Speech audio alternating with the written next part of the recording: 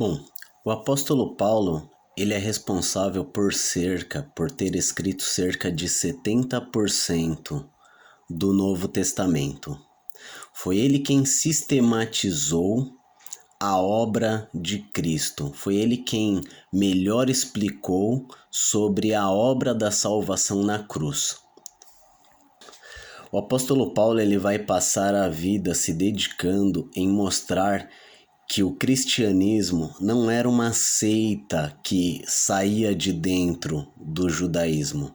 O cristianismo era uma evolução do judaísmo, sendo a nova revelação de Deus, a nova dispensação, a dispensação da graça. Portanto, para ele era importante que todos se convertessem ao cristianismo, já que a lei de Moisés não pôde salvar ninguém. Por várias vezes ele foi perseguido, apedrejado, ameaçado e no final da sua vida ele foi decapitado. Por intermédio da sua mão, Deus operou grandes milagres, sinais, maravilhas e, não só isso, por intermédio das suas mãos, Deus usou a linguagem para explicar o caminho que a igreja deveria seguir. Eu quero explorar 3 características na vida do apóstolo Paulo, fazer um paralelo com Moisés e dar um conselho, através disso, aos meus irmãos pentecostais. Bom, se você não me conhece, eu sou o pastor Rafael Viana, e se você gostar do vídeo, deixe o seu like e se inscreva no canal.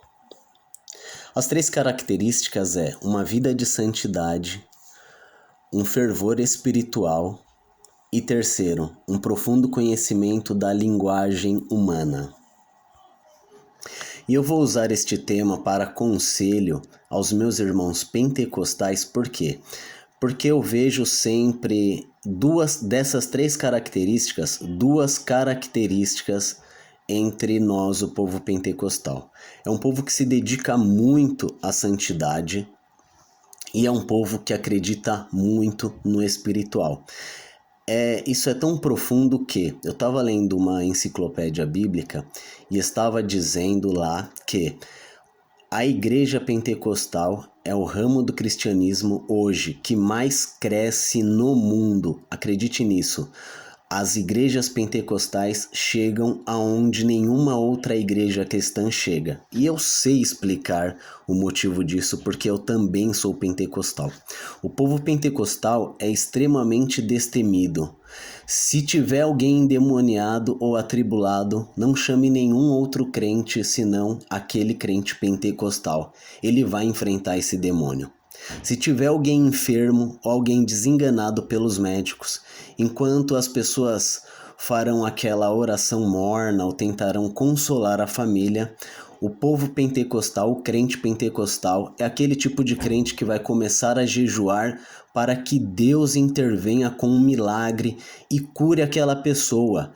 Inclusive, se tiver morrido, o crente pentecostal é aquele que vai orar e pedir para Deus ressuscitar, porque ele acredita definitivamente no poder e na manifestação espiritual de Deus.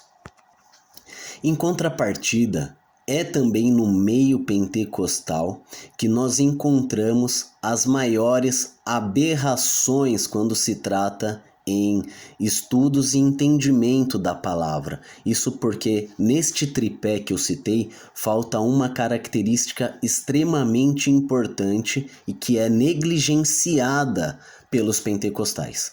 E qual é essa característica? É a dedicação ao estudo e ao conhecimento da linguagem. Imagina comigo, o que adiantaria Paulo ir e curar os enfermos e pregar e na hora de estabelecer a igreja não ter a ciência da administração como ele recomenda nas cartas e não ter um domínio filosófico, um domínio da linguagem filosófica para instruir os cristãos no caminho da retidão. Olha a vida de Paulo. Além dos milagres, leia a carta aos Romanos.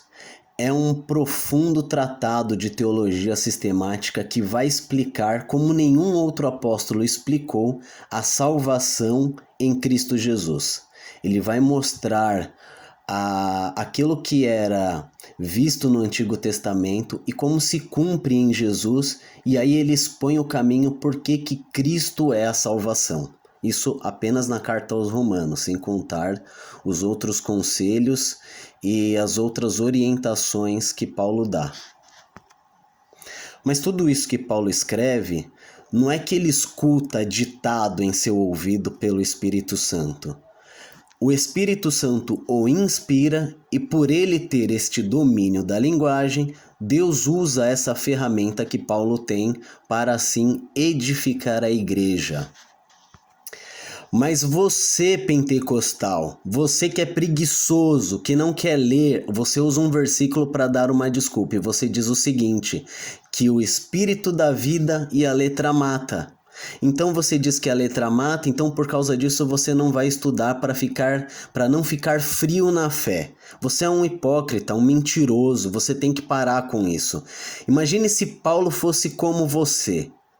Não teríamos esses escritos, essa preciosa palavra que nós temos, usada, onde Deus usa Paulo para nos instruir.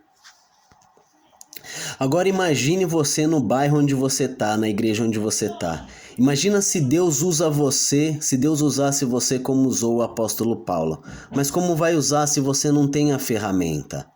Você precisa adquirir esta ferramenta da linguagem, se dedicando ao estudo das línguas clássicas, ao estudo da palavra de Deus. Não apenas se dedicar ao espiritual e achar que vai ser tudo resolvido no seu achismo ou na sua interpretação. Presta atenção no seguinte, para você interpretar a escritura, existe uma regra extremamente importante. Por quê? Porque se cada um usar a sua própria regra, cada um vai dizer o que quiser da palavra de Deus e aí vira uma tremenda salada de fruta. E é aí onde surgem os erros e as heresias. Quer ver um outro exemplo?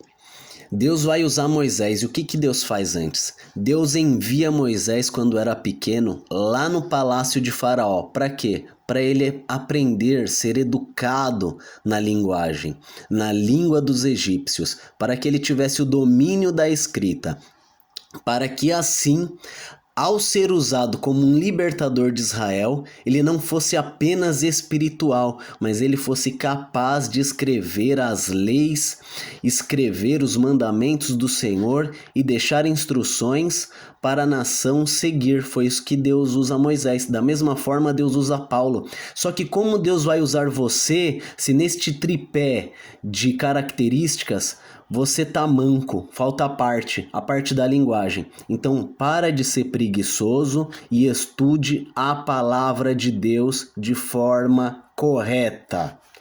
Este é o conselho que eu tenho para te dar. Que Deus te abençoe em nome de Jesus. Não esqueça de se inscrever no canal.